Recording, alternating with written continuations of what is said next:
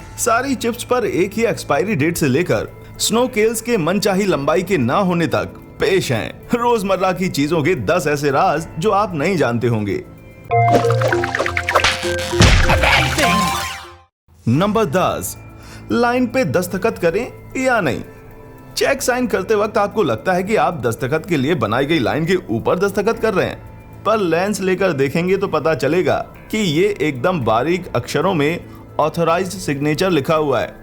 ये एक सुरक्षा फीचर है जिसको माइक्रो प्रिंटिंग कहते हैं। इसमें किसी चीज को इतना महीन छापा जाता है कि उसकी कॉपी ही नहीं बनाई जा सकती। नंबर 9, सादे पन्ने। बुक्स के शौकीन लोगों ने किताब के लास्ट में अक्सर सादे पन्ने नोटिस किए होंगे। जी नहीं, ये पन्ने नोट्स लेने के लिए नहीं, बल्कि इनका कनेक्शन किताब की छपाई प्रक्रिया से है। आजकल बड़े पब्लिशर छपाई के लिए सिग्नेचर कहे जाने वाले बड़े बड़े कागज के टुकड़ों का प्रयोग करते हैं। यह ऑटोमेटिक प्रक्रिया है जिसमें मशीनें ही कागज को मोड़ती हैं और काटती हैं। कागज बड़ा होने की वजह से कभी कभी आखिर का कुछ हिस्सा कभी कभी सादा भी रह जाता है। खुद ऑर्डर देकर अपनी किताब छपवाने वाले लेखकों की किताबों में ऐसा कम होता है। नंबर 8, ट्रेन या ट्रेन के ऊपर बिजली के तारों की आड़ी तिरछी बुनाई। क्या ट्रेन के ऊपर तारों को देखकर आपने कभी सोचा है कि ये इस तरह से क्यों लगाए गए हैं, सीधे क्यों नहीं है? आजकल ट्रेनें पेंटोग्राफ कैटेनरी सिस्टम से चलती हैं। पेंटोग्राफ लगातार कैटेनरी वायर से कांटेक्ट बनाए रखता है जिसके जरिए करंट इंजन में आता है। अगर कैटेनरी वायर एकदम सीधी लगाई जाती तो पेंटाग्राफ में एक दर्रा या ग्रूव बन जाता। इसलिए इन तारों को आड़ा तिरछा या स्वीप पैटर्न में लगाया जाता है ताकि फ्रिक्शन बराबर से स्प्रेड हो सके और पेंटोग्राफ लंबे समय तक चल सके। नंबर 7, स्नोरकल। स्नोरकल से पानी के नीचे सांस ली जा सकती है। स्कूबा डाइविंग में तो गैस की टैंक होती है, पर स्नोरकल पानी की सतह से ऊपर निकलकर हवा खींचता है। पर क्या आपने सोचा कि स्नोरकल 30 से 40 सेंटीमीटर से ज्यादा लंबे क्यों नहीं होते? क्योंकि ज्यादा गहराई पर पानी का दबाव हमारे फेफड़ों के झेलने लायक सीमा से ज्यादा हो जाएगा, जिससे कि अंदर की नसें फट सकती हैं। इसलिए ज्यादा गहराई पर स्कूबा गियर इस्तेमाल किया जाता है, क्योंकि इसमें खुद की गैस होती है। तो सेफ रहना है तो अपने 30 सेंटीमीटर वाले स्नोरकल में ही खुश रहिए भाई, ज्यादा लंबे के चक्कर में मत पड़िए। नंबर 6, इन आउट बर्गर के बाइबल श्लोक। इन आउट बर्गर खाने वालों ने नोटिस किया होगा कि इनके रैपर्स कप के नीचे या पाउच वगैरह पे कुछ कोड जैसा लिखा होता है।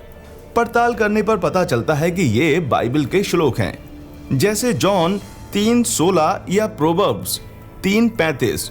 कुछ लोगों का मानना है कि ये कोई षड्यंत्र है, पर ज्यादातर लोगों की तो इन पर नजर भी नहीं पड़ती। ये महज कंपनी के मालिक स्नाइडर परिवार के क्रिश्चियन संस्कारों की ही देन है।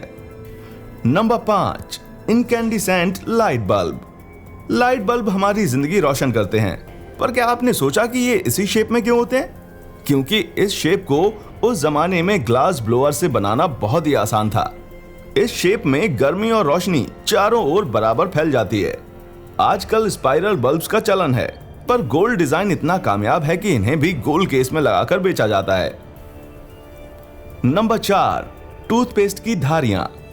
धारी वाले टूथपेस्ट की शुरुआत 1973 में एक्वा फ्रेश ने की थी।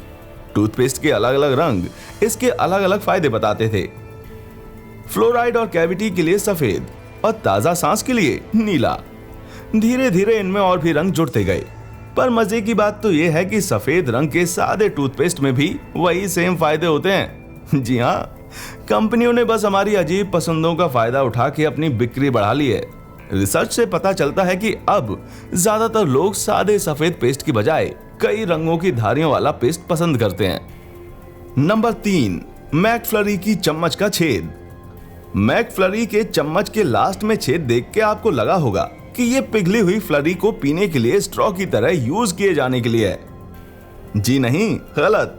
जब मैकडी का स्टाफ कप में आइसक्रीम और चोको चिप्स वगैरह डाल देता है तो एक मशीन इसी चम्मच से कप को फेंट देती है। ये छेद चम्मच को मशीन से फंसा रहने में मदद करता है। Number 2, walkers chips. Walkers chips खाने वालों ने नोटिस किया होगा कि ये हमेशा सैटरडे को ही एक्सपायर होती है। ऐसा क्यों? क्या चिप्स वगैरह भी छुट्टी या मुहूर्त देखकर खराब होने लगी? जी नहीं, ये वॉकर के संडे को शुरू होने वाले प्रोडक्शन शेड्यूल की वजह से होता है।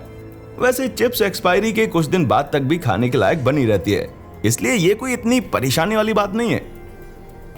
नंबर 1, किंग ऑफ हार्ट्स को किसने मारा? क्या कार्ड खेलते वक्त आपने कभी नोटिस किया कि किंग ऑफ हार्ट्स के सिर में एक खंजर घुसा हुआ है? क्या उसने फ्रांस के शार्लमेन की तरह खुद के सिर में तलवार घुसा ली? नहीं, राजा के दोनों हाथ तो साफ दिखाई पड़ रहे हैं। तो क्या ये क्वीन ऑफ स्पेड्स की साजिश है, या हो सकता है कि जैक ऑफ हार्ट्स की? सच कहें तो ये कार्ड कॉपी करने में एक गलती है बस, जो समय के साथ आगे बढ़ती गई। ओरिजिनल कार्ड्स में तलवार की जगह एक टंगारी हुआ करती थी। क्या आप भी रोजमर्रा की चीजों से जुड़ा कोई राज जानते हैं? नीचे कमेंट्स में हमें भी बताइए भाई।